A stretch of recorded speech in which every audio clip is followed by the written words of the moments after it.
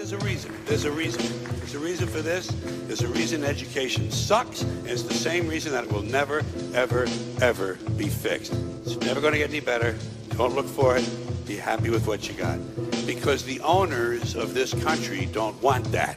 I'm talking about the real owners now. The real owners, the big wealthy business interests that control things and make all the important decisions. Forget the politicians. The politicians are put there to give you the idea that you have freedom of choice. You don't.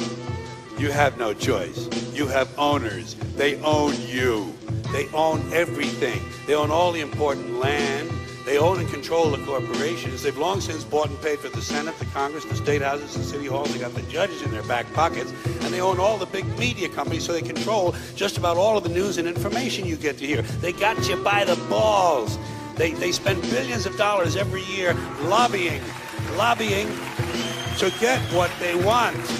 Well, we know what they want. They want more for themselves and less for everybody else. But I'll tell you what they don't want. They don't want a population of citizens capable of critical thinking. They don't want well-informed, well-educated people capable of critical thinking. They're not interested in that. That doesn't help them. That's against their interest. That's right. They don't want people who are smart enough to sit around the kitchen table to figure out how badly they're getting fucked by a system that threw them overboard 30 fucking years ago. They don't want that. You know what they want? They want obedient workers. Obedient workers. People who are just smart enough to run the machines and do the paperwork and just dumb enough to passively accept all these increasingly shittier jobs with the lower pay, the longer hours, the reduced benefits, the end of overtime, and the vanishing pension that disappears the minute you go to collect it. And now they're coming for your Social Security money. They want your fucking retirement money. They want it back so they can give it to their criminal friends on Wall Street. And you know something? They'll get it. They'll get it all from you sooner or later because they own this fucking place. It's a big club, and you ain't in it. You and I are not in the big club. By the way, it's the same big club they used to beat you over the head with all day long when they tell you what to believe. All day long, beating you over the head in their media, telling you what to believe, what to think, and what to buy. The table is tilted, folks. The game is rigged. And nobody seems to notice. Nobody seems to care. Good, honest, hard-working people, white collar, blue collar, doesn't matter what color shirt you have on. Good, honest, hard-working people continue. These are people of modest means. Continue to elect these rich cocksuckers who don't give a fuck about them. They don't give a fuck about you. They don't give a fuck about you. They don't care about you at all. At all. At all. Man. You know? And nobody seems to notice. Nobody seems to care. That's what the owners count on. The fact that Americans will probably remain willfully ignorant of the big red, white, and blue dick that's being jammed up their assholes every day. Because the owners of this country know the truth. It's called the American dream, because you have to be asleep to believe it.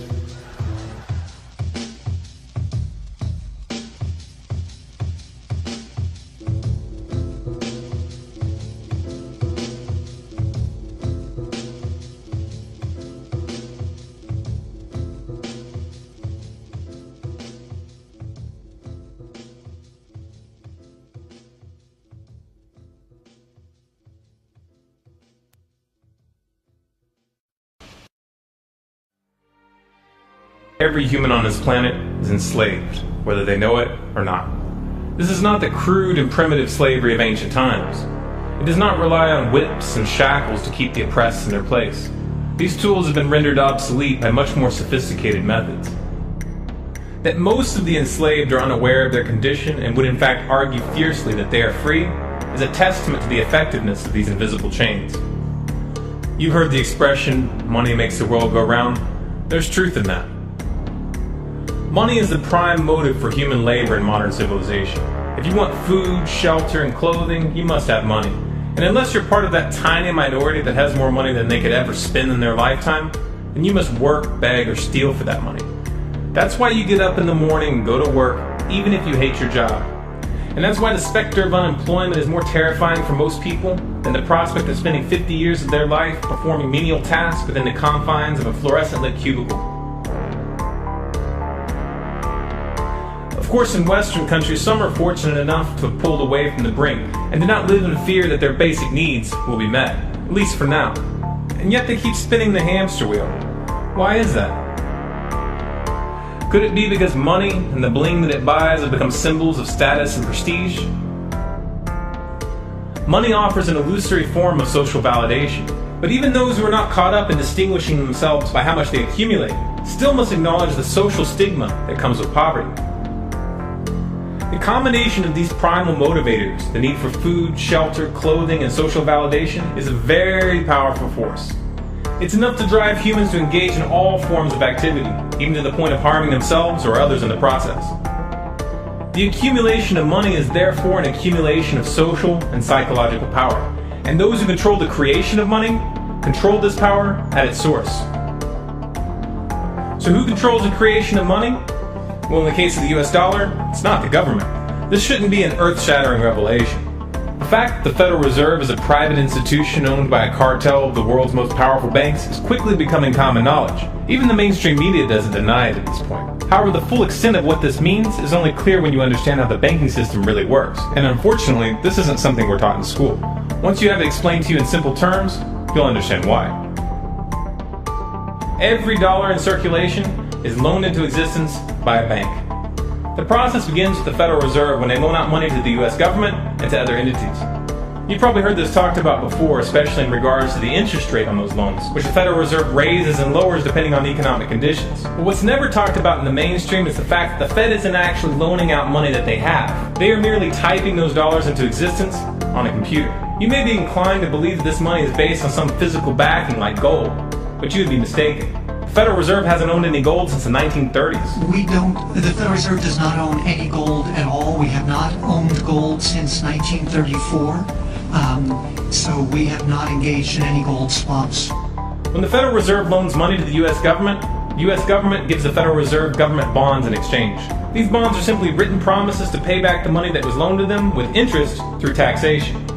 So to be clear here, the government is taking out a loan from a bank that is creating that money out of thin air, and they're expecting you, the taxpayer, to cover that loan. The absurdity of this arrangement is even more obvious when you realize that up until 1913, the US government created its own money and had no need for a bank to play the part of a middleman. That new money loaned out by the Federal Reserve enters circulation through the banks, accumulates in the banks, and in the end the banks end up holding all the cards, not necessarily for the reasons you may imagine. Contrary to popular belief, the majority of money in circulation isn't actually created by the Federal Reserve, but rather by the ordinary banks that businesses and individuals use for their checking, savings, and mortgages. How is this possible? Well, like the Federal Reserve, ordinary banks are allowed to loan out money that they don't have. There are, of course, restrictions. Banks are only allowed to loan out 10 times the amount of money that they actually have. So if Wells Fargo has $1,000, they can loan you $10,000, and they expect you to pay back that $10,000 plus interest. This is called fractional reserve banking. 75% of all money in circulation is created in this manner. Now, as bad as this may seem, this is really only the tip of the iceberg. Most banks structure payment plans so that for many years, you're paying almost nothing but interest, and only start paying down the principal gradually. The result of this strategy is that in most cases, you pay far more in interest when you purchase a house than the house itself is worth. So here's the real question.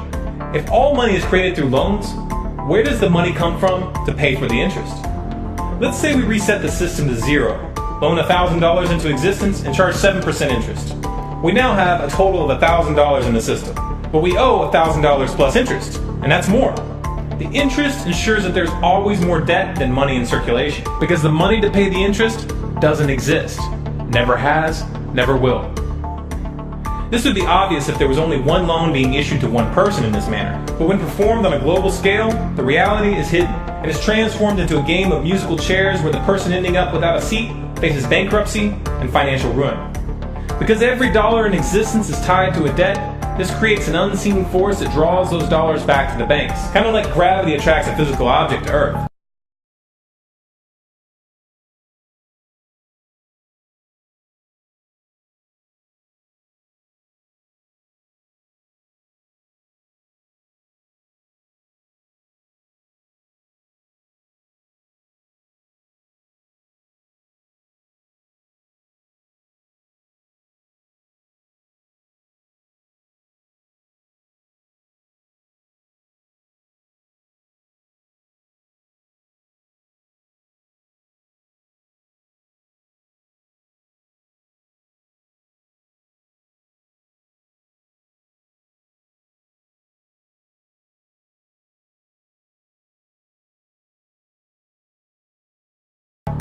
catch here is that it's the labor of the people that moves that money. Every hour that you work to pay back a loan or to keep the government from throwing you in jail over income taxes is an hour worked for the banks.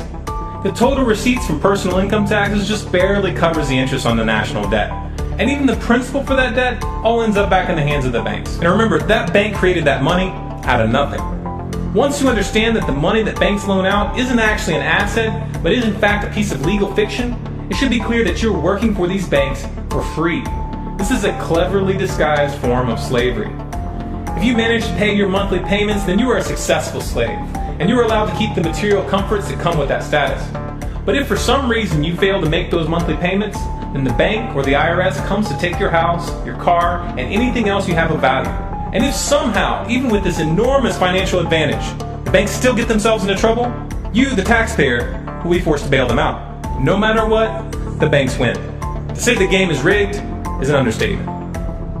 You might be inclined to think that if you live outside the United States and you don't use dollars, then this situation has no bearing on your life. But you would be wrong. The dollar is both the world reserve currency and the only currency in which oil is sold on global markets. This is often referred to as the petrodollar status. This means that wherever you live, whether your country is an oil exporter or an oil importer, you are affected. If your country is an oil importer, then you are affected by the fact that in order to keep your country running, you have to acquire dollars. To acquire those dollars, you have to send goods and services to the United States or to someone else who did. Likewise, if your country is an oil exporter, you are affected by the fact that you send your oil to the U.S. in exchange for this debt-based money. You are exchanging something of real and tangible value for digits on a screen. And if for some reason the leadership of your country grows tired of this arrangement and tries to pull off the dollar, you'll quickly find the United States military at your doorstep ready to open up a can of democracy on you. Iraq learned this the hard way when they switched their oil sales to euros in 2000, and Libya when they tried to organize a gold-based currency for Africa. Debt-based money is a masterpiece of social engineering, the ultimate tool of the ruling elite. Yet in reality, the whole thing is nothing more than a construct of belief. Our chains are the chains of the mind, and the path to freedom must also begin in the mind. If we want a better future for our children and grandchildren, then we must work right now to reach a critical mass of awakening. In 1945, the Bretton Woods Agreement established the dollar as the world reserve currency, which meant that international commodities were priced in dollars. The agreement, which gave the United States a distinct financial advantage, was made under the condition that those dollars would remain redeemable for gold at a consistent rate of $35 per ounce. The United States promised not to print very much money, but this was on the honor system, because the Federal Reserve refused to allow any audits or supervision of its printing presses. In the years leading up to 1970, expenditures in the Vietnam War made it clear to many countries that the US was printing far more money than it had in gold. And in response, they began to ask for their gold back. This of course set off a rapid decline in the value of the dollar. The situation climaxed in 1971 when France attempted to withdraw its gold and Nixon refused. On August 15th, he made the following announcement. I have directed the Secretary of the Treasury to take the action necessary to defend the dollar against the speculators. I have directed Secretary Connally to suspend temporarily the convertibility of the dollar into gold or other reserve assets, except in amounts and conditions determined to be in the interest of monetary stability and in the best interest of the United States. This was obviously not a temporary suspension, as he claimed, but rather a permanent default. And for the rest of the world who had entrusted the United States with their gold, it was outright theft. In 1973, President Nixon asked King Faisal of Saudi Arabia to accept only US dollars as payment for oil and to invest any excess profits in US Treasury bonds, notes, and bills. In return, Nixon offered military protection for Saudi oil fields. The same offer was extended to each of the world's key oil-producing countries, and by 1975, every member of OPEC had agreed to only sell their oil in US dollars. The act of moving the dollar off of gold and tying it to foreign oil instantly forced every oil-importing country in the world to start maintaining a constant supply of Federal Reserve paper. And in order to get that paper, they would have to send real physical goods to America. This was the birth of the petrodollar. Paper went out, everything America needed came in, and the United States got very, very rich as a result. It was the largest financial con in recorded history.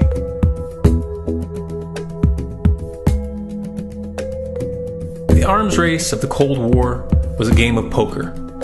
Military expenditures were the chips, and the US had an endless supply of chips. With the petrodollar under its belt, it was able to raise the stakes higher and higher, outspending every other country on the planet, until eventually US military expenditures surpassed that of all other nations in the world combined. The Soviet Union never had a chance. The collapse of the communist bloc in 1991 removed the last counterbalance to American military might. The United States was now an undisputed superpower with no rival. Many hoped that this would mark the beginning of a new era of peace and stability. Unfortunately, there were those in high places who had other ideas. Within that same year, the US invaded Iraq in the first Gulf War. And after crushing the Iraqi military and destroying their infrastructure, including water purification plants and hospitals, crippling sanctions were imposed which prevented that infrastructure from being rebuilt. These sanctions, which were initiated by Bush Sr. and sustained throughout the entire Clinton administration, lasted for over a decade and were estimated to have killed over 500,000 children. The Clinton administration was fully aware of these figures. We have heard that 500,000 children have died. I mean, that's more children than died in Hiroshima. And you know, is the price worth it? I think this is a very hard choice, but we think the price is worth it. Miss Albright, what exactly was it that was worth killing 500,000 kids for? In November of 2000, Iraq began selling its oil exclusively in euros. This was a direct attack on the dollar and on US financial dominance, and it wasn't going to be tolerated.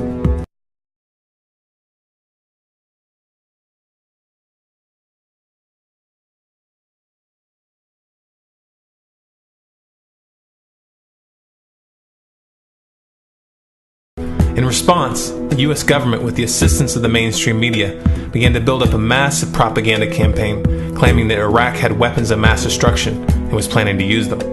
In 2003, the US invaded, and once they had control of the country, oil sales were immediately switched back to dollars. This is particularly notable due to the fact that switching back to the dollar meant a 15 to 20% loss in revenue due to the euro's higher value. It doesn't make any sense at all unless you take the petrodollar into account.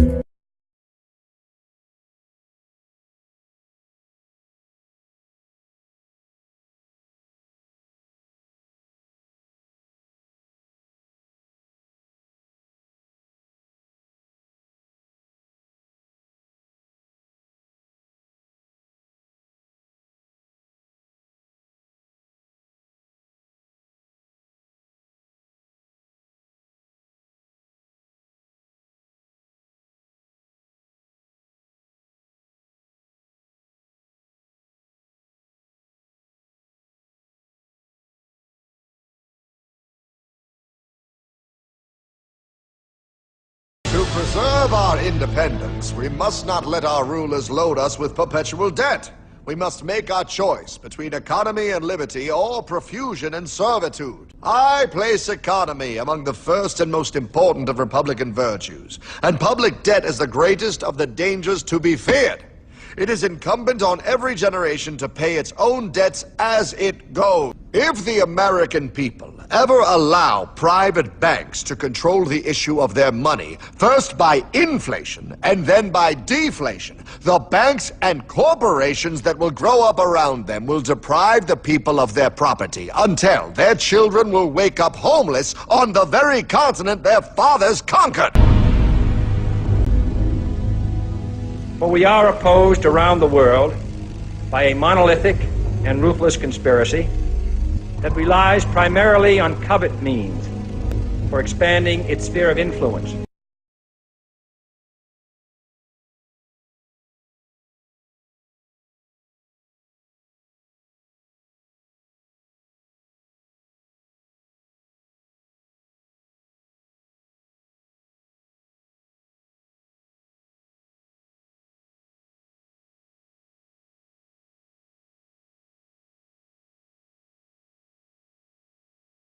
What's happening?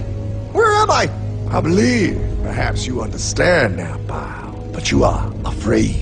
JFK. Hartman, what does this have to do with my house and my dog? Oh, okay, that's enough. I want to go home now. This is the last president to stand up to the Fed. You must see. On June 4, 1963, President Kennedy signed Executive Order 11110. This executive order empowered the U.S. Treasury to issue real money without the Fed. It would have worked. Kennedy's plan to dismantle the Federal Reserve machine had begun. 6 months later, John F. Kennedy went to Dallas and never returned. No way they could do that! The new president, Lyndon Johnson, threw out Kennedy's order. And since JFK, no president has dared confront the secret powers behind the Federal Reserve.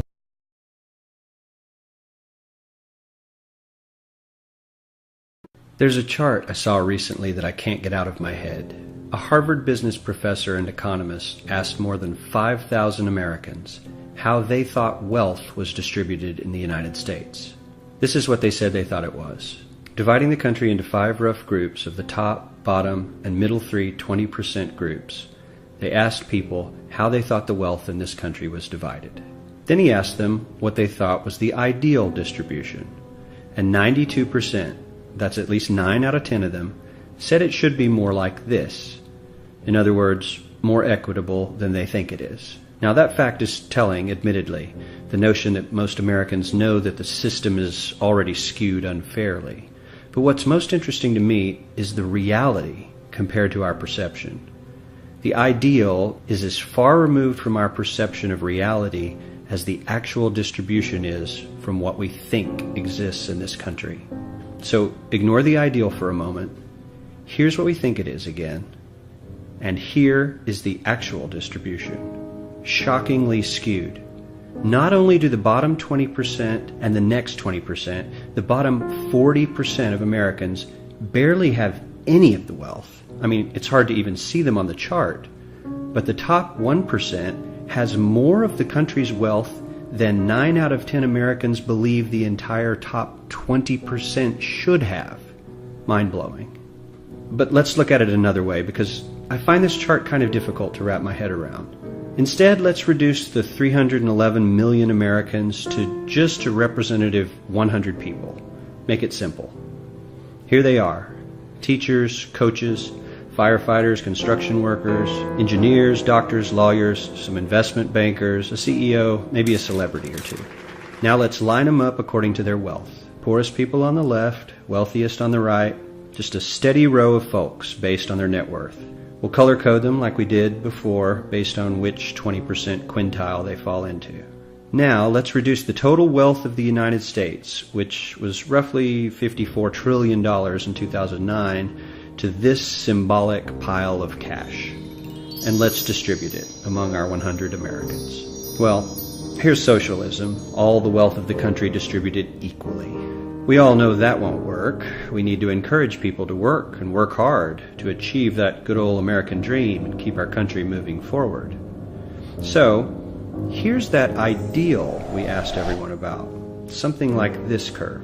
This isn't too bad. We've got some incentive, as the wealthiest folks are now about 10 to 20 times better off than the poorest Americans. But hey, even the poor folks aren't actually poor, since the poverty line has stayed almost entirely off the chart. We have a super healthy middle class with a smooth transition into wealth. And yes, Republicans and Democrats alike chose this curve. 9 out of 10 people, 92%, said this was a nice, ideal distribution of America's wealth. But let's move on. This is what people think America's wealth distribution actually looks like. Not as equitable, clearly, but for me, even this still looks pretty great. Yes, the poorest 20 to 30% are starting to suffer quite a lot compared to the ideal, and the middle class is certainly struggling more than they were, while the rich and wealthy are making roughly 100 times that of the poorest Americans, and about 10 times that of the still healthy middle class.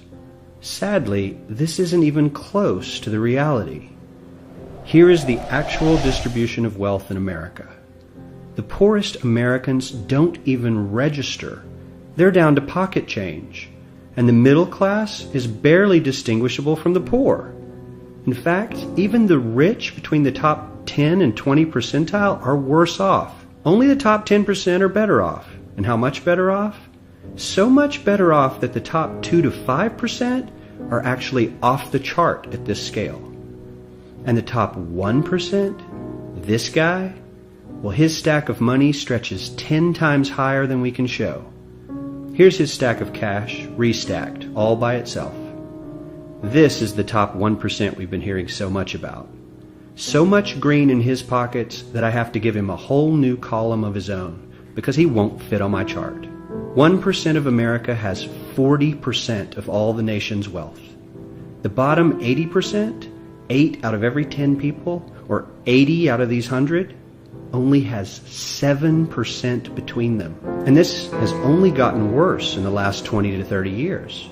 While the richest 1% take home almost a quarter of the national income today, in 1976 they took home only 9%, meaning their share of income has nearly tripled in the last 30 years. The top 1% own half the country's stocks, bonds, and mutual funds. The bottom 50% of Americans own only 0.5% of these investments, which means they aren't investing. They're just scraping by. I'm sure many of these wealthy people have worked very hard for their money. But do you really believe that the CEO is working 380 times harder than his average employee? Not his lowest paid employee, not the janitor, but the average earner in his company. The average worker needs to work more than a month to earn what the CEO makes in 1 hour. We certainly don't have to go all the way to socialism to find something that is fair for hardworking Americans. We don't even have to achieve what most of us consider might be ideal. All we need to do is wake up and realize that the reality in this country is not at all what we think it is.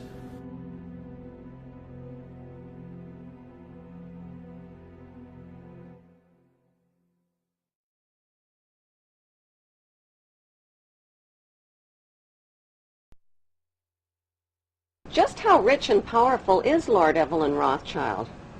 Historically, the Rothschild family wealth was hidden in underground vaults. The Rothschilds' secret financial records were never audited and never accounted for.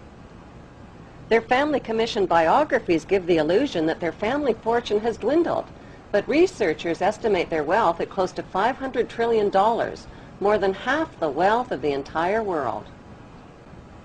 Besides their many castles, palace mansions, wineries, racehorses, and exotic resorts, the Rothschilds bought Reuters in the 1800s. Reuters then bought the Associated Press, which selects and delivers the same news stories to the entire world, day after day. They have controlling interest in 3 major television networks and easily avoid media attention since they own it. They also fix the world price of gold on a daily basis and profit from its ups and downs. Over the centuries, the Rothschilds have amassed trillions of dollars worth of gold bullion in their subterranean vaults and have cornered the world's gold supply. They own controlling interest in the world's largest oil company, Royal Dutch Shell. They operate phony charities and offshore banking services where the wealth of the black nobility and the Vatican is hidden in secret accounts at Rothschild Swiss banks, trusts, and holding companies. Although Evelyn Rothschild looks like a harmless gray-haired old man, make no mistake about it, Rothschild and his ancestors have handpicked presidents, crashed stock markets, bankrupted nations, orchestrated wars, and sponsored the mass murder and impoverishment of millions.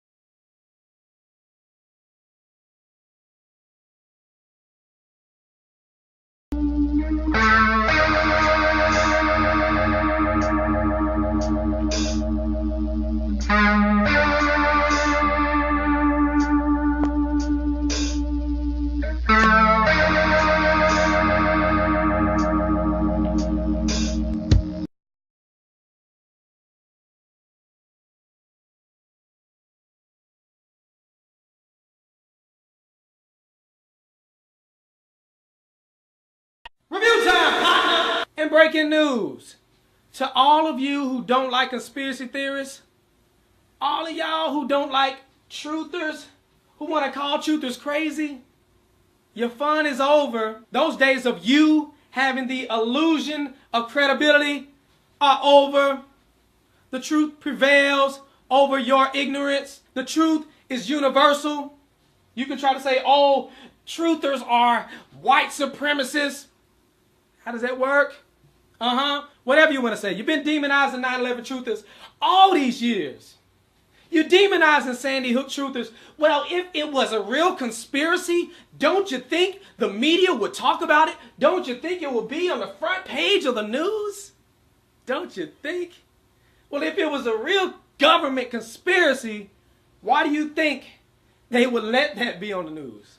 Because you know the news stations are bought and paid for. You know the news, they read off a script, right? You know the news reporters do that, right? No, you don't know that? No, I trust my news. They are more credible than you. You are just some truther. I watch the news and I get informed. You get informed, don't you? Those reporters, they give you exclusive information. It's the third time I've said that. I'll probably say it 3 more times. See, in my line of work, you got to keep repeating things over and over and over again for the truth to sink in, to kind of catapult the propaganda. Now, you don't need us to tell you that gas prices are back on the rise. Well, if you filled up your gas tank lately, then you don't need us to tell you that gas prices are back on the rise. You don't need us to tell you that gas prices are back on the rise. You don't need us to tell you that gas prices are back on the rise. You don't need us to tell you that gas prices are back on the rise. You don't need us to tell you that gas prices are back on the rise. You don't need us to tell you that gas prices are back on the rise. You don't need us to tell you that gas prices are back on the rise. You don't need us to tell you that gas prices are back on the rise. You don't need us to tell you gas prices are back on the rise. You don't need us to tell you that gas prices are back on the rise. You don't need us to tell you that gas prices are back on the rise. You don't need us to tell you gas prices are back on the rise. You don't need us to tell you that gas prices are back on the rise. You don't need us to tell you gas prices are on the rise. I know. President, earlier this year you told us you had ordered your administration to cease and desist on payments to journalists to promote your agenda. You cited the need for ethical concerns and the need for a bright line between the press and the government. Your administration continues to make the use of video news releases, which are prepackaged news stories sent to television stations, fully aware that some or many of these stations will air them without any disclaimer that they are produced by the government. Comptroller General of the United States this week said that raises ethical questions. Does it raise ethical questions about the use of government money to produce stories about the government that wind up being aired with no disclosure that they were produced by the government? There is a Justice Department opinion that says these pieces are within the law so long as they're based upon facts, not advocacy. And I expect our agencies to adhere to that ruling, to that Justice Department opinion. This has been a long-standing practice of the federal government to use these types of videos. Agricultural Department, as I understand, has been using these videos for a long period of time. The Defense Department, other departments have been doing so. It's important that they be based upon the guidelines set out by the Justice Department. Now, I think it'd be helpful if local stations then disclose to their viewers if that's, that this was based upon a factual report and they chose to use it. But evidently in some cases that's not the case. So anyway. To guarantee that's happening by including that language in the prepackaged report. Yeah, I don't, oh, you mean a disclosure? I'm George W. Bush and I. Well, some way to make sure it couldn't air without the disclosure that you believe is so vital. Ken, I mean, there's a procedure that we're going to follow, and the local stations ought to, if there's a deep concern about that, ought to tell their viewers what they're watching. Conan O'Brien may be about to push the envelope on late-night television. Conan O'Brien may be about to push the envelope on late-night television. Conan O'Brien may be able to push the envelope on late-night television. Conan O'Brien may be about to push the envelope on late-night television. Conan O'Brien may be about to push the envelope on late-night television. Conan O'Brien may be about to push the envelope on his late-night television. Conan O'Brien may be about to push the envelope on late-night television. Conan O'Brien may be about to push the envelope on late-night television. Conan O'Brien may be about to push the envelope on late-night TV. Conan O'Brien may be about to push the envelope on late-night television. For these anchors to ask no questions, do no fact-checking, and hold no differing interpretation of the news they're delivering is not only absurd, it's downright dangerous. Certainly there were commentators and others, pundits at Fox News that were helpful to the White House. And certainly, yes, certainly we got talking points to those people. Call Sean, call Bill, call whoever. Did you do that as a regular thing? It wasn't necessarily something I was doing, but it was something that we at the White House, yes, were doing and getting them talking points and making sure they knew where we were coming from. So you were giving them talking points. But I would separate the journalists. That's important. You were using these commentators as your spokespeople. Well, certainly. I mean, certainly. I think that happens to both ways when people go on other networks as well that are favorable towards the Democrats and so forth. Nobody's ever fed me any crap like that, so I don't know what you're talking about. Well, you're an independent-minded guy. Thank you. But aren't you a little embarrassed by the fact that your White House used a television network which is purportedly fair and balanced as your mouthpiece? I think everybody in this town uses people that are going to be helpful to their cause to try to shape the narrative to their advantage. Again, I would separate the journalists because the journalists that I worked with were people just like the rest of the White House press corps who were trying to report the news. You wouldn't use Brit Hume as somebody to sell stuff for, but you'd use the nighttime guys. Yeah, I would separate that out, and certainly, and they'll say that that's because they agree with those views in the White House. Well, they didn't need a script, though, did they? Well, probably not. Economic factors may take some spring out of the Easter Bunny's step this year.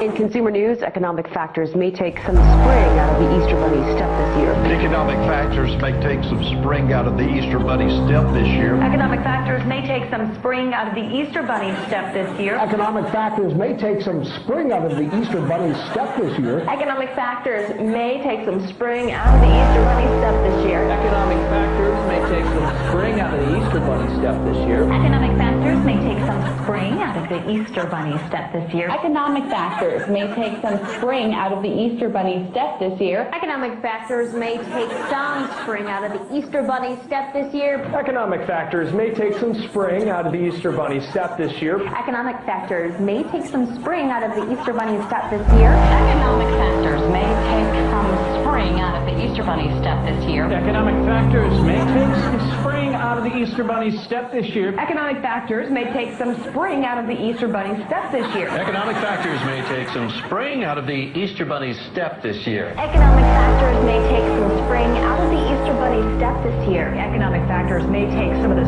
spring out of the Easter Bunny step this year.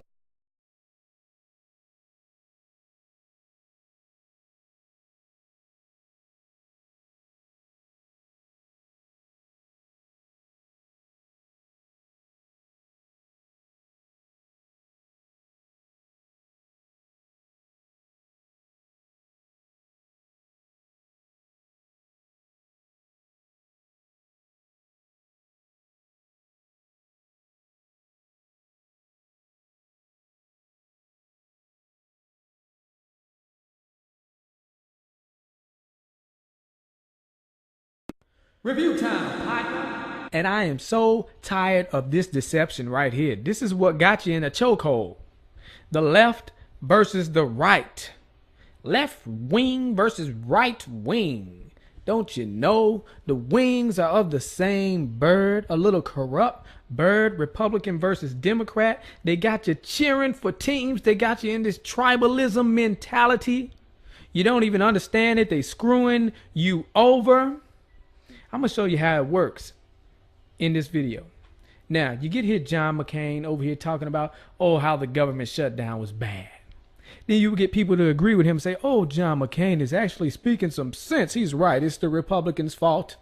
The Democrats love this little interview because, it makes the Republicans look bad and gives them a reason to cheer for the blue team.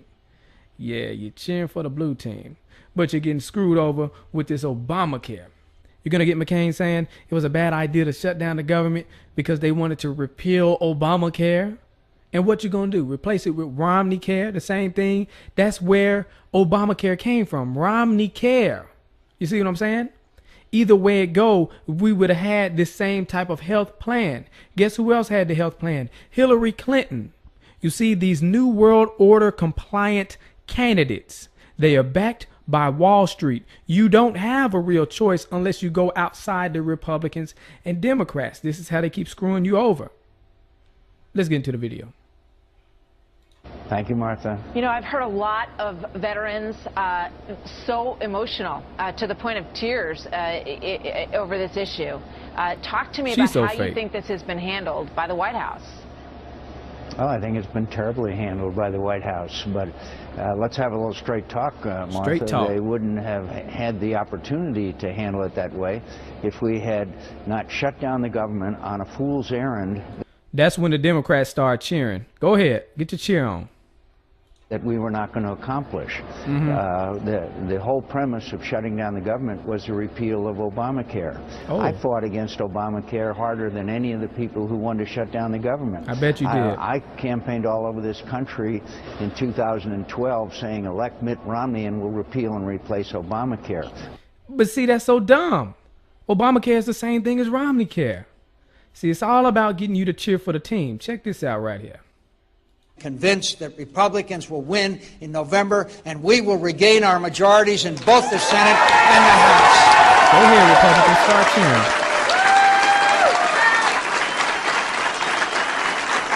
Why are you blinking like that? Well, stop blinking like that. What's your problem? And we will win House seats right here in Arizona. We will lead in Arizona. Can you get to the point? Jeez, this uneventful speech. And when we do, we will stop the out-of-control spending and tax increases and repeal and replace Obamacare. And they cheering. But repeal and replace Obamacare means they're going to put in Romney Care, which is the same doggone thing. Think I'm lying. Think I'm lying. We're going to look at this later. But let me see. Here we go. Governor Romney said this has to be done on a bipartisan basis. This was a bipartisan idea. In fact, it was a Republican idea. And Governor Romney, at the beginning of this debate, wrote and said, what we did in Massachusetts could be a model for the nation. And I agree that the Democratic legislators in Massachusetts might have given some advice to Republicans in Congress about how to cooperate. Listen to them now. But the fact of the matter is, we use the same advisors, and they say it's the same plan. Wow. The same doggone plan. Let's look at this. There are some terrific Republican ideas. Mitt Romney in Massachusetts has initiated mandatory insurance so that everybody has to buy in, but then the government helps out those who can't afford it. Those kinds of bold initiatives, I think the Democrats have to put forward bold as heck. If, in fact, we can credibly claim that we can run the country and not simply criticize on the sidelines. Now, this is key. This is in 2006. You see, he's praising this individual mandate, too. It's funny he's doing that. So either way it go, we would have had this Obamacare, Romney Care plan. But remember, I said Hillary ran on that plan as well. Obama didn't seem to like the individual mandate. That's how he got elected. Well, one of the reasons that made him look good, because he said he wasn't for individual mandate. Let's check it out right here. Didn't represent her properly. They misrepresent her. Did they, and what do you say about that? Well, obviously, I think that they represented her position properly, which is that she supported, in the past, NAFTA, which has been pretty hard on Ohio. And we've had an ongoing discussion about health care. Both of us want to provide health care to all Americans. There's a slight difference, and her plan is a good one, but... Slight difference. This is the slight difference he's talking about. Check this out. She mandates that everybody buy health care. She'd have the government force every individual to buy insurance. Which is what Obamacare is. And I don't have such a mandate because I don't think the problem is the people don't want health insurance. It's that they can't. No, I don't want it. I don't want health insurance. Afford it. So I focus more on lowering costs. And this is a modest difference, but it's one that she's tried to elevate arguing that because I don't force people to buy health care that I'm not insuring everybody. Well, if things were that easy, I could mandate everybody buy a house, and that would solve the problem of homelessness. It doesn't. Uh-oh, watch out, y'all. He might do that next. So there you go. Obama with his lying self. Y'all need to stop with this. You're over here arguing, acting like you're against Obamacare, you Republicans. And they're talking about repeal and replace Obamacare with the same thing. What the heck is your problem? Get out of this tribalism mentality. And people who would say, oh, we need Hillary Clinton. Well, she down for the same plan. It's the same thing. It's the same scheme. And why in the heck do we have a president who not only tries to sell us on a product, but forces us to buy it and penalizes us if we don't? Precisely because the product is good. I want the cash registers to work. I want the checkout lines to be smooth. So I want people to be able to get this great product.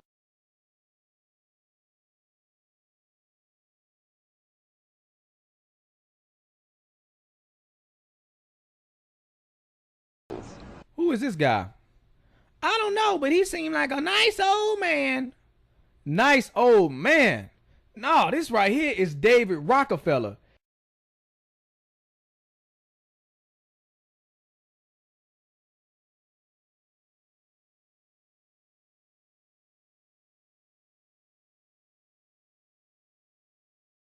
This guy right here, you need to do some research on David Rockefeller. Feel free to do that whenever you get a chance. But people who know about this man right here, they know he is nothing but trouble. Rockefellers, come back. We don't want your New World Order, you know? Leave Chile right now. Leave Chile. You are not... You're killing a lot of people. You're killing a lot of people. Leave here. Leave Chile right now. Leave Chile. Leave Chile. We don't want your world government.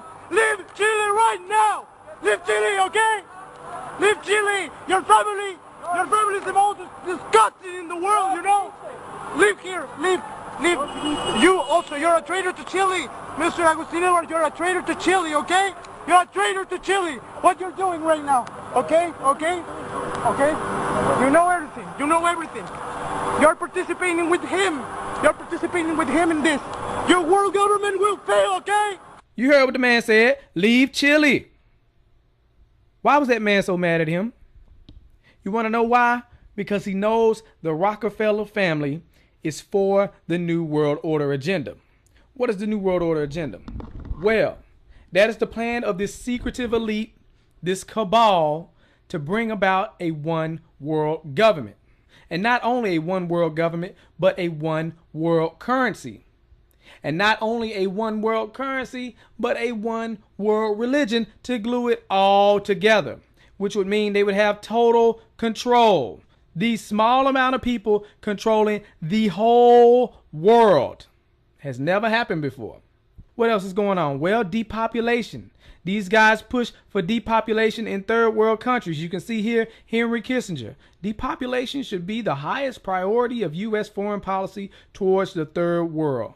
So what they're doing is systematically killing off large populations of third world countries, and they're working to bring America to third world country status. They control the banks. They control the money. They will do it. That is their plan. And eventually they want to have the population down to an amount where they can control all the people. But you know what? You don't even have to take my word for it. I had a friend, Nick Rockefeller, okay, who was one of the Rockefeller family. And he, when I was running for governor in Nevada, he came to me, introduced himself to me through an attorney. And we became friends. We started talking about things. And I learned an awful lot from Mr. Rockefeller. And one of the things that we used to talk about was the ultimate plan of the banking industry, what they wanted to accomplish. And the goals of the banking industry, not just the Federal Reserve System, but the private banks in Germany and England, all over Italy, all over the world, they all work together. They're all central banks. And they're all part of the Communist Manifesto. You know, central banking is one of the major planks of the Communist Manifesto. We talk about America being a capitalistic country, but yet at the same time we have a central bank that plans everything for us, right? And the graduated income tax is another plank of the Communist Manifesto, right? So right there you have two major planks of the Communist Manifesto that have been brought in because of the Federal Reserve System, okay? So the ultimate goal that these people have in mind is the goal to create a one-world government where everybody has an RFID chip implanted in them. All money is to be in those chips, right? There'll be no more cash. And this is giving me straight from Rockefeller himself. This is what they want to accomplish. And all money will be in your chips. And so instead of having cash, anytime you have money in your chip, they can take out whatever they want to take out whenever they want to. If they say you owe us this much money in taxes, they just deduct it out of your chip digitally. Total control. Total control. And if you're like me or you, and you're protesting what they're doing, they can just turn off your chip. And you have nothing. You can't buy food. You can't do anything. It's total control of the people. And that chip's connected to a database that has your purchasing records, what you do. Everything. Everything is in there, you know? And so they want a one-world government controlled by them, everybody being chipped, all your money in those chips, and they control the chips, and they control people. And you become a slave. You become a serf to these people. That's their goal. That's their intentions. And if you look here, he even tells you this is what he is about. Some people believe we are part of a secret cabal working against the best interests of the United States, characterizing my family and me as internationalists, and of conspiring with others around the world to build a more integrated global political and economic structure. One world, if you will. If that's the charge, I stand guilty and I am proud of it. That's David Rockefeller telling you he wants this new world order. Well, he didn't say new world order. Oh, so you need him to say new world order. Okay. All we need is the right major crisis, and the nations will accept the new world order. See that? That's why you got to pay attention. But before we break it down, I want you to see this. You were both in Skull and Bones, the secret society. It's so secret we can't talk about it. What does that mean for America? The conspiracy theorists are going to go on. I'm sure they are. I don't know. I haven't seen the web. Number 322? First of all, he's not the nominee. And, look, I look forward... Are you prepared to lose? No, I'm not going to lose. You both were members of Skull and Bones, a secret society at Yale. What does that tell us? Not much, because it's a secret. Is there a secret handshake? Is there a secret code? I wish there were something secret I could manifest. 322, a secret number? There are all kinds of secrets. We had a worldview, Republican and Democratic presidents alike, from Harry Truman to George Bush, stood for freedom and stood for certain propositions that would make America strong and healthy and grow the middle class and shrink poverty and stand against communism. And after 1989, President Bush said, and it's a phrase that I often use myself, that we needed a new world order, and instead it looks like we got a lot of disorder. Of its founders. We have before us the opportunity to forge for ourselves and for future generations a new world order, a world where the rule of law, not the law of the jungle, governs the conduct of nations. When we are successful, and we will be, we have a real chance at this new world order, an order in which a credible United Nations can use its peacekeeping role to fulfill the promise and vision of the UN's founders.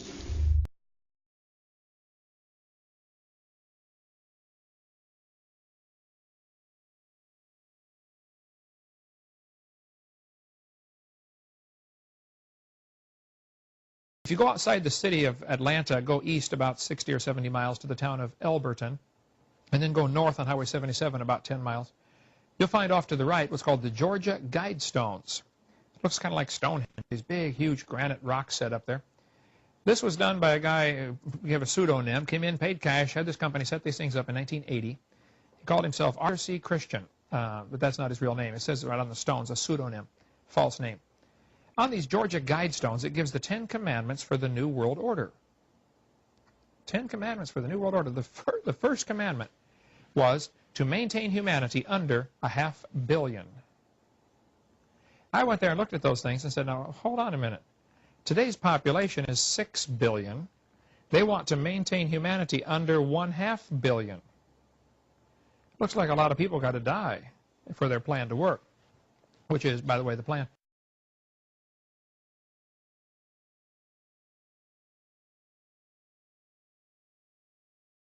Jacques Cousteau said we'd have to eliminate 350,000 people a day. 1/3 of a million people a day would have to be eliminated to save Mother Earth. Bill Clinton said we need to reduce the population of the Earth to 1 billion. There are a lot of folks who would like to reduce the population of the Earth. The Bible command is quite the opposite.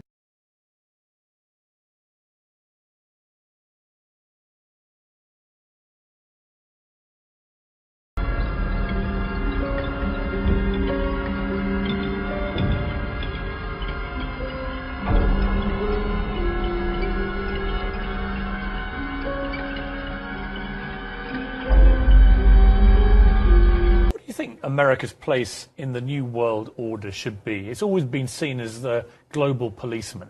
But as you said before, you know, it's hard to see with all these military conflicts where the winner and loser lies. What should America be doing I think globally? The global policeman should be the United Nations. And I don't think we should need one. I think we should use courts the way we do in civilian life. It's time to put war and conflict, armed conflict behind us and move on and start acting like civilized, educated human beings. Oh, you're so civilized, Ted. Let's look at your quote. A total population of 250 to 300 million people, a 95% decline from present levels would be ideal. That's Ted Turner, founder of CNN and New World Order supporter. You see, he donated $1 billion to the United Nations.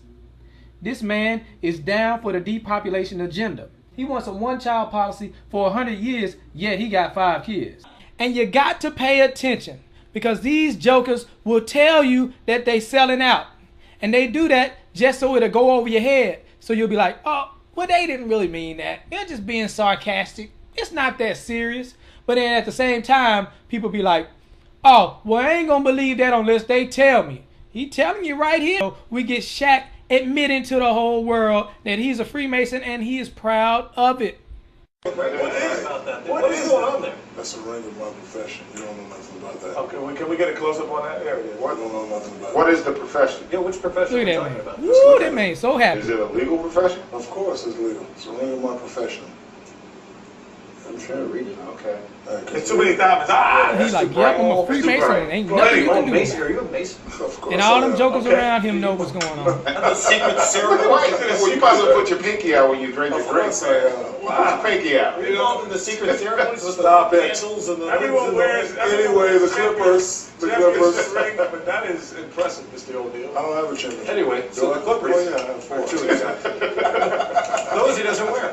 Those he doesn't wear. The Clippers. Yeah. As I was blinded by success. Look at that man right there. That's impressive. I'm blinded by success. See, they know what the deal is when you're a Freemason. You know, they get all these movie roles and all these deals. Matter of fact, Shaq was on Grown Ups 2. It was one of the worst movies I have ever seen. Oh my gosh. Terrible. Anyways, he on there. There go your boy Shaq. Shaq's a Freemason. Bring it right back to David Rockefeller.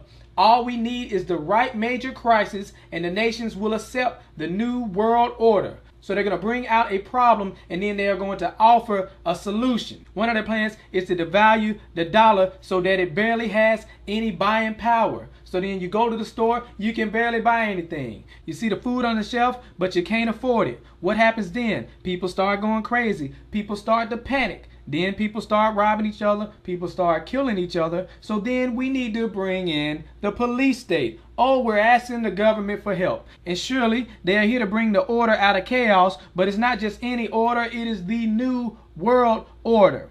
And not only that, but they're going to bring about a one world currency to replace the old currency. And then they're going to bring it into a cashless society where you got to get the chip. all your money being on the chip. And also to glue it all together, the one world religion. Where these sellouts come to play, they are New World Order compliant. They are here to sell you the agenda. They're going to let you know how cool it is to get a microchip in your arm. Some of y'all might think it's cool, but I know a lot of y'all don't like this type of stuff. So I'm just making sure you are aware of their agenda.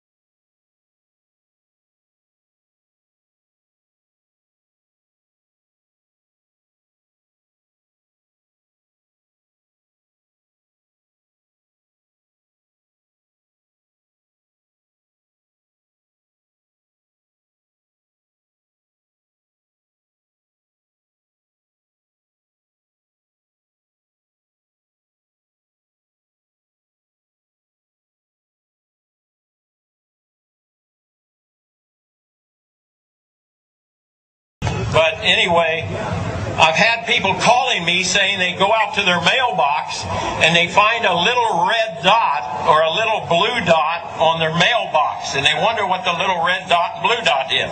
Well, it's marking your mailbox by the government, so when foreign troops come in here on us after martial law, if you have a red dot on your mailbox, they take you out immediately and shoot you right in the head.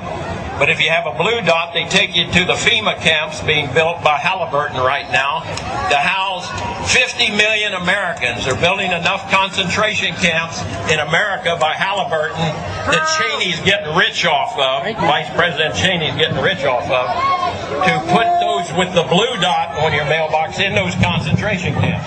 Now, if you go out and you find a pink dot on your mailbox, that means that they believe you'll be a good slave and you're going to go along with the program and serve our international Antichrist masters. So watch for that dot.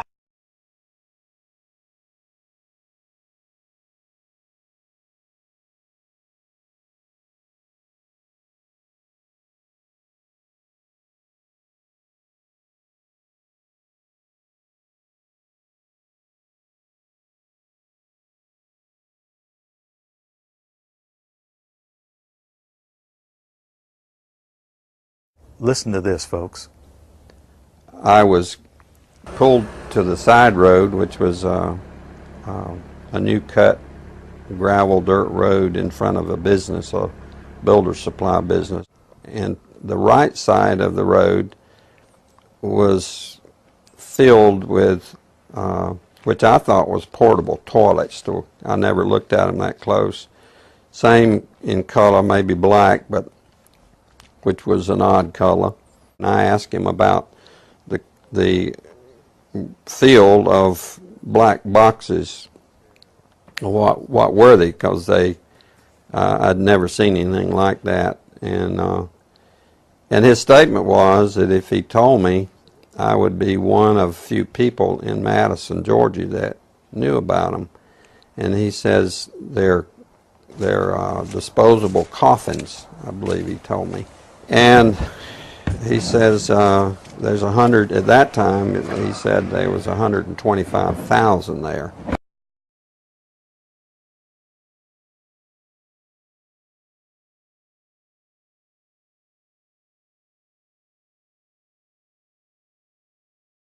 And the brother of the man that owns this field, that the government is leasing this field from to store these disposable coffins, this brother was given 3 years to set up temporary morgues around the country. An ad hoc legal approach for fighting terrorism. President Obama today proposed something new, something called prolonged detention. Doesn't sound that bad, right? Prolonged detention. Did you ever see the movie Minority Report?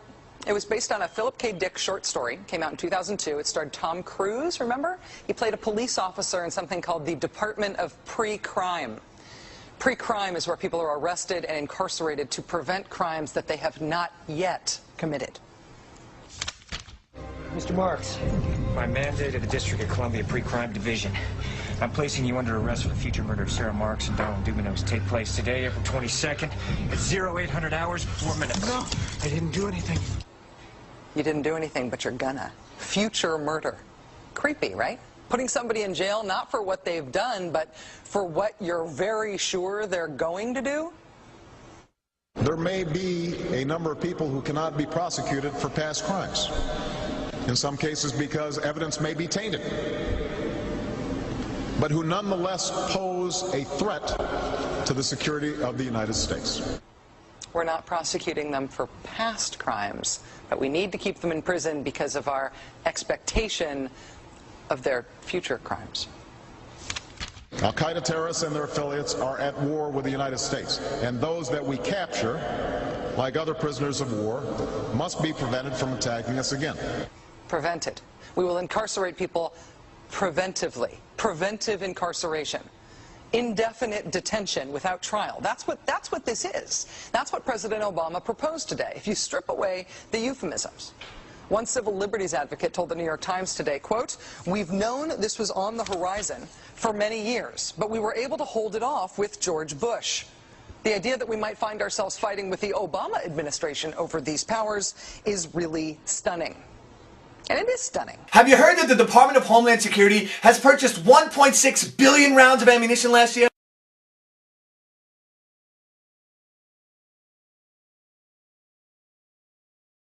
I mean, that's going to cost millions and millions of dollars. Correct me if I'm wrong, but isn't this country broke? I mean, you turn on the TV, you hear how we're laying off air traffic controllers, how people are going to die because of it. I mean, Harrison Ford is in a tizzy, and we're spending this much money on bullets? Do you know that 1.6 billion rounds of ammunition is enough to fight a 20-year war and still have bullets left over? My question is, who is the Department of Homeland Security planning to shoot? Do you realize that over the past couple of months, our government has tried to pass bills through Congress allowing them to arrest American citizens without due process, allowing them to kill American citizens without due process? And it's got the 5 regions for the FEMA camps, and it talks about barricades and barbed wire and armed guards, and it says that they've built the camps and that now they need to get ready to staff them, and that they need to be ready within a 72-hour period. And so I want to challenge everybody to call their friends and their families now, and realize that the new economy is to put tens of millions of people, we already have the biggest prison population in the world, in this archipelago, this giant chain of facilities all over the country. The following video details the contents of a Department of Defense document entitled Internment and Resettlement Operations, also known as FM 3-39.40. The document is 325 pages long and it is signed by Joyce E. Morrow, Administrative Assistant to the Secretary of the Army. It was created in 2010, however, has just been recently leaked to the public via the internet and can now be downloaded from multiple sources. In the description below, you'll find a download link for the document. I strongly encourage you to download it yourself and to verify everything that's being said here.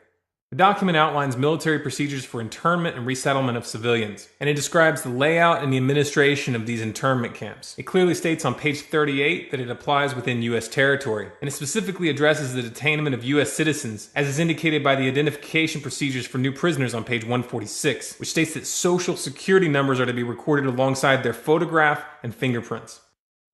Included in the list of organizations which may be involved in these internment operations are the Department of Homeland Security, FEMA, the Department of Defense, and the United Nations. On page 56, the document outlines the responsibilities of psychological operations officers within the camps, among which it states that a PSYOP officer develops and executes indoctrination programs to reduce or remove antagonistic attitudes and identifies political activists. On page 281, the document goes into more detail regarding the role of psychological operations within the camps, specifically in regards to pacifying the population and ensuring cooperation.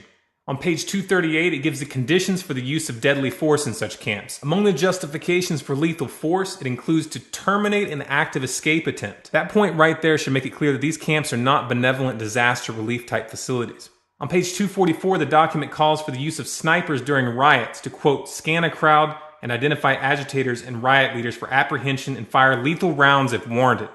On page 260, it shows the basic layout for a facility focusing on detainment. It is depicted with interrogation areas, tribunal areas, and mortuaries. Each detainment facility is designed to hold 4,000 prisoners, and they are depicted with multiple levels of barbed wire separating compartments within the facilities, with a double barbed wire fence enclosing them, and watched over by 24 guard towers. On page 261, the document depicts the layout for what they call civilian resettlement facilities, which are designed to house 8,000 people. Though it uses the word resettlement, the plans show multiple levels of barbed wire dividing the sections of the facility, with double barbed wire fencing on the outside, as well as 16 guard towers. On page 262, the layout for facilities designed for what they call non-compliant prisoners is shown. These camps are designed to hold up to 300 prisoners, they have 3 interrogation centers, and are guarded by 13 guard towers. Now, if there's any question whether these plans are active or just theoretical, this should be settled by the fact that the U.S. Army has been running ads for job positions in these camps since 2009, and apparently, they're still hiring. Once again, if you look in the description, you'll find all the links you need to verify this information. It's important to note here that this document was created in 2010, which was under the Obama administration, and it predates the NDAA of 2012, which authorized military detainment of U.S. citizens. This clearly shows a long-term agenda at work.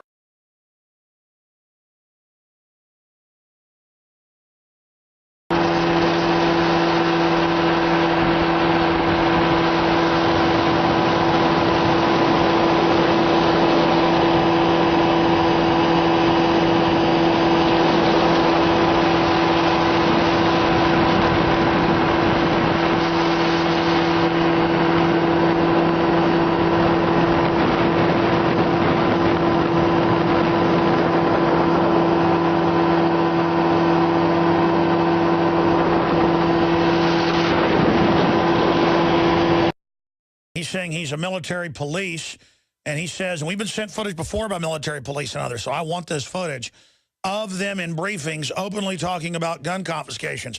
Now, that's now in the manuals that they're training to quarantine cities and towns and confiscate guns. We've had Navy SEALs on confirming it. We have the documents. We know that. But footage, not just in some Army manual, but footage could really, really hurt the folks that are trying to covertly prepare the military for basically civil war. Brian, obviously, you've got to go back in right now. Tell us as much as you can and how we get this footage, but describe it for us. Okay, so I was in a briefing with FEMA. FEMA runs my old unit. I'm actually out now. I got out in September of this year. They were talking about suspension of the Constitution, Second and Fourth Amendment rights being taken away, and I openly asked them, are we going to take guns? He says no, but he says they will. It's clearly on the video. They will, talking about the FEMA guys with us. So that's the gist of the video. You could, I'm filming the floor because it kind of startled me when they said that they're going to suspend the Constitution under martial law, which is pretty scary to me. Essentially, yeah, we pretty much at that time, your Second Amendment, all your rights, First Amendment rights, pretty much everything is not that moment. Just interrupting. Yeah. So you said that martial law suspends their Second Amendment, so I'm not going to, but would you say we would take weapons from people?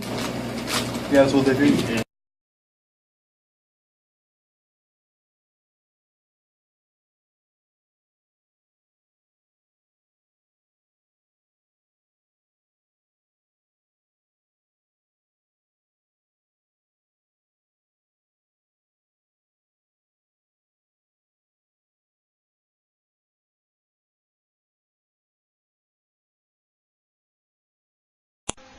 As a psychiatrist, I remember very well the condemnation by the American Psychiatric Association of Soviet psychiatrists and the Soviet Union for their use of psychiatric techniques and psychiatric medications to control political dissidents. Sadly, shockingly, we in the United States have become those same oppressors. We now have a policy, as exemplified by the FBI brochure from the Phoenix Office on Counterterrorism, which says people who are defenders of the U.S. Constitution against federal government and the UN, and make numerous references to the U.S. Constitution, should be monitored as potentially murderous, and fanatical terrorists, by extension, should be considered mentally unstable. Under the New Freedom Commission, mentally unstable people must be medicated on a compulsory basis with lethal and untested but very profitable psychiatric medications.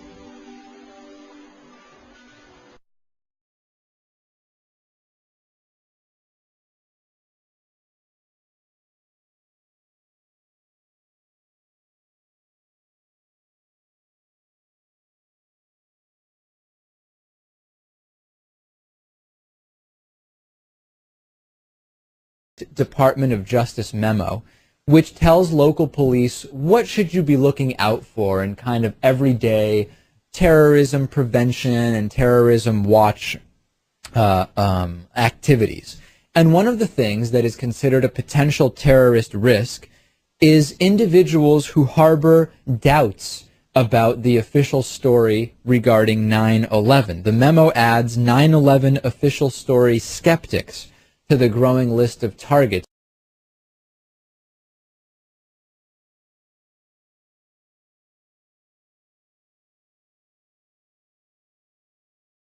Did Hitler get elected on Monday and start throwing people into ovens on Friday? No, it was a gradual process.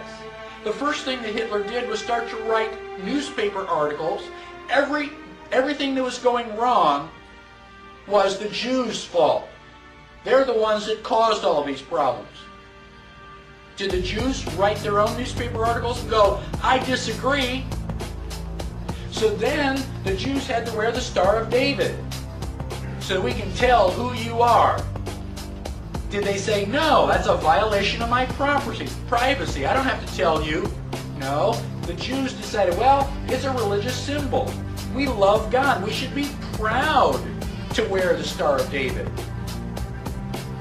Eventually, the Germans came in and they broke all of the windows in all of the Jewish businesses in one weekend.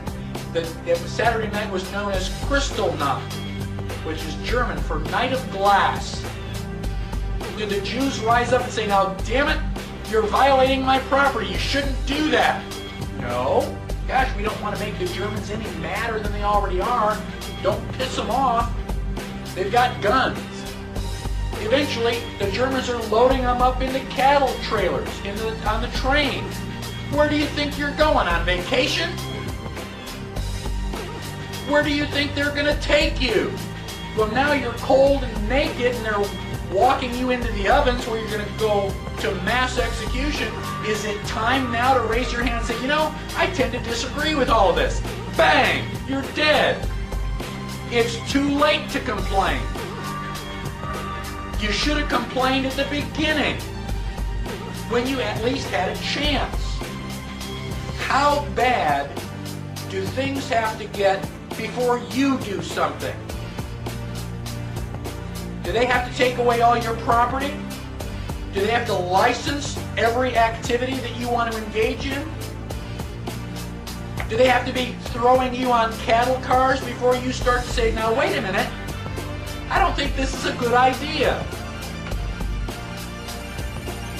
How long is it going to be before you finally resist?